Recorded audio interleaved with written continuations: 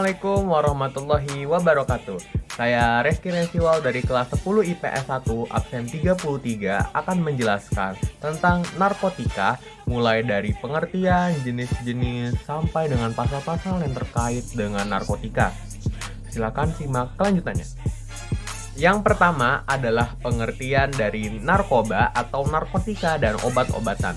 Narkotika adalah zat atau obat baik yang bersifat alamiah, sintetis maupun semi-sintetis yang menimbulkan efek penurunan kesadaran, halusinasi, serta daya rangsang. Sementara menurut UU Narkotika Pasal 1 Ayat 1 menyatakan bahwa narkotika merupakan zat buatan ataupun yang berasal dari tanaman yang memberikan efek halusinasi, menurunnya kesadaran, serta menyebabkan kecanduan. Obat-obatan tersebut dapat menimbulkan kecanduan jika pemakaiannya berlebihan. Pemanfaatan dari zat-zat itu adalah sebagai obat penghilang rasa nyeri serta memberikan ketenangan. Penyalahgunaan bisa diberikan sanksi hukum yang diterapkan oleh negara. Yang kedua adalah jenis-jenis narkoba atau narkotika dan obat-obatan. Kandungan yang terdapat pada narkoba tersebut memang bisa memberikan dampak yang buruk bagi kesehatan jika disalahgunakan. Menurut UU tentang narkotika, jenisnya dibagi menjadi 3 golongan berdasarkan pada risiko ketergantungan. Yang pertama adalah narkotika golongan 1. Narkotika golongan 1 seperti ganja, opium, dan tanaman koka sangat berbahaya jika dikonsumsi karena berisiko tinggi untuk menimbulkan kecanduan. Yang kedua adalah narkotika golongan 2. Sementara narkotika golongan 2 bisa dimanfaatkan untuk pengobatan asalkan sesuai dengan resep dokter. Dari golongan ini kurang lebih ada 85 jenis. Beberapa diantaranya seperti morfin, alfa, prodina, dan lain-lain. Golongan 2 ini juga berpotensi untuk menimbulkan ketergantungan ataupun kecanduan. Narkotika golongan ketiga. Dan yang terakhir, narkotika golongan ketiga memiliki resiko ketergantungan yang cukup ringan dan banyak dimanfaatkan untuk pengobatan serta terapi. Seperti yang sudah disebutkan di atas, ada beberapa jenis narkoba yang bisa didapatkan secara alami, namun ada juga yang dibuat melalui proses kimia. Jika berdasarkan pada bahan pembuatannya, jenis-jenis narkotika tersebut diantaranya adalah 1. Narkotika jenis sintetis. Jenis yang satu ini didapatkan dari proses pengolahan yang rumit. Golongan ini sering dimanfaatkan untuk keperluan pengobatan dan juga penelitian. Contoh dari narkotika yang bersifat sintetis adalah amfetamin, metadon, dexamfetamin, dan lainnya. Selanjutnya ada narkotika jenis semi-sintetis. Pengolahan menggunakan bahan utama berupa narkotika alami yang kemudian diisolasi dengan cara ekstraksi atau memakai proses lainnya. Contohnya adalah morfin, heroin, kodein, dan lain-lain. Dan yang terakhir ada narkotika jenis alami. Ganja dan koka menjadi salah satu contoh dari narkotika yang bersifat alami dan langsung bisa digunakan melalui proses sederhana. Karena kandungannya yang masih kuat, zat tersebut tidak diperbolehkan untuk menjadi obat. Bahaya narkoba ini sangat tinggi dan bisa menyebabkan dampak buruk bagi kesehatan jika disalahgunakan. Salah satu akibat fatalnya adalah kematian. Bagian ketiga ada bahaya dan dampak narkoba pada hidup dan kesehatan. Peredaran dan dampak narkoba saat ini sudah sangat meresahkan. Mudahnya mendapat bahan berbahaya tersebut membuat penggunanya semakin meningkat. Tak kenal jenis kelamin dan juga usia. Orang beresiko mengalami kecanduan jika sudah mencicipi zat berbahaya ini. Meski ada beberapa jenis yang diperbolehkan dipakai untuk keperluan pengobatan, namun tetap saja harus mendapatkan pengawasan ketat dari dokter. Ada banyak bahaya narkoba bagi hidup dan kesehatan. Di antaranya adalah yang pertama, dehidrasi. Penyalahgunaan zat tersebut bisa menyebabkan keseimbangan elektrolit berkurang, akibatnya badan kekurangan cairan. Jika efek ini terus terjadi, tubuh akan kejang-kejang, munculnya halusinasi, perilaku lebih agresif, dan rasa sesak pada bagian dada. Jangka panjang dari dampak dehidrasi ini dapat menyebabkan kehausan pada otak. Yang kedua adalah halusinasi. Halusinasi menjadi salah satu efek yang sering dialami oleh pengguna narkoba seperti ganja. Tidak hanya itu saja, dalam dosis berlebih juga bisa menyebabkan muntah, mual, rasa takut yang berlebih, serta gangguan kecemasan.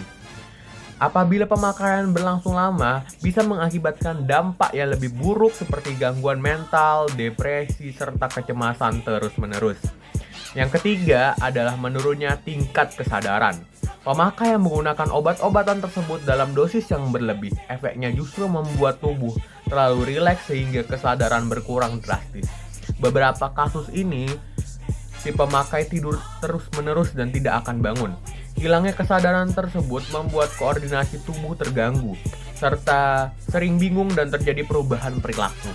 Dampak narkoba yang cukup berisiko tinggi adalah hilangnya ingatan sehingga sulit mengenali lingkungan yang ada di sekitar. Selanjutnya ada kematian. Dampak narkoba yang paling buruk terjadi jika si pemakai menggunakan obat-obatan tersebut dalam dosis yang tinggi atau dikenal dengan overdosis adalah seperti pemakai sabu-sabu, opium, dan kokain bisa menyebabkan tubuh kejang-kejang dan jika dibiarkan dapat menimbulkan kematian. Inilah akibat fatal yang harus dihadapi jika sampai kecanduan narkotika, nyawa sendiri akan menjadi taruhannya. Dan yang terakhir adalah gangguan kualitas hidup. Bahaya narkoba bukan hanya berdampak buruk bagi kondisi tubuh, penggunaan obat-obatan tersebut juga bisa mempengaruhi kualitas hidup. Misalnya susah berkonsentrasi saat bekerja, mengalami masalah keuangan, hingga harus berurusan dengan pihak kepolisian jika terbukti melanggar hukum. Pemakaian zat-zat narkotika hanya diperbolehkan untuk kepentingan medis sesuai dengan pengawasan dokter dan juga untuk keperluan penelitian. Selebihnya, obat-obatan tersebut tidak memberikan dampak positif bagi tubuh. Yang ada, kualitas hidup menjadi terganggu, relasi dan keluarga akan menjadi kacau, kesehatan menurun, dan yang paling buruk adalah menyebabkan kematian. Karena itu, jangan coba-coba memakai barang berbahaya tersebut karena resikonya sangat tinggi untuk kelangsungan hidup dan juga kesehatan. Yang keempat, undang-undang yang mengatur tentang narkotika. Adapun UU nomor 35 tahun 2009 mengenai narkoba sudah disahkan oleh Presiden Dr. Haji Susilo Bambang Yudhoyono pada 12 Oktober tahun 2009 di Jakarta Silam. Selain itu, keberadaannya diundangkan Menhukam yakni Andi Matalata pada 12 Oktober 2009. Dalam UU narkotika tersebut nantinya sudah akan dijelaskan mengenai beberapa hal seperti golongan narkotika yang ada di dalamnya. Supaya orang-orang memahami undang-undang seputar obat-obatan terlarang, itulah maka UU ini pun dimasukkan ke dalam Lembaran Negara Republik Indonesia di tahun 2009 nomor 143. Penjelasan mengenai ulasan tersebut juga ditempatkan pada tambahan lembar negara RI, tepatnya pada nomor 5062. Di dalamnya sendiri juga bersangkutan dengan pasal yang menyembunyikan anggota keluarga terkait narkoba. Ini tentunya bisa memberikan edukasi terbaik pada masyarakat agar dapat segera menjauhi obat-obatan terlarang sehingga tidak memberikan kerugian yang cukup besar kepada negara. Adapun dari hasil undang-undang yang mengatur tentang narkotika ini pun ternyata juga berhasil membentuk sebuah badan nasional yang disebut dengan BNN atau Badan Narkotika Nasional. Hal ini berkaitan dengan sebagaimana undang-undang lainnya yang ada. Di dalam undang-undang ini pun ternyata bukan hanya memberikan edukasi penting kepada masyarakat mengenai penggunaan narkoba dan aturan yang ada di dalamnya, tetapi juga mempunyai tujuannya tersendiri. Dan yang akan terakhir kita bahas adalah sanksi-sanksi bagi para penyalahguna narkoba dan juga para pengedar narkoba. Kita akan bahas yang pertama, yaitu sanksi penyalahguna narkoba. Narkoba merupakan zat atau obat yang berasal dari tanaman ataupun bukan tanaman, baik sintetis maupun semi-sintetis. yang dapat menyebabkan penurunan atau perubahan kesadaran, hilangnya rasa, mengurangi dan menghilangkan rasa nyeri, dan dapat menimbulkan ketergantungan.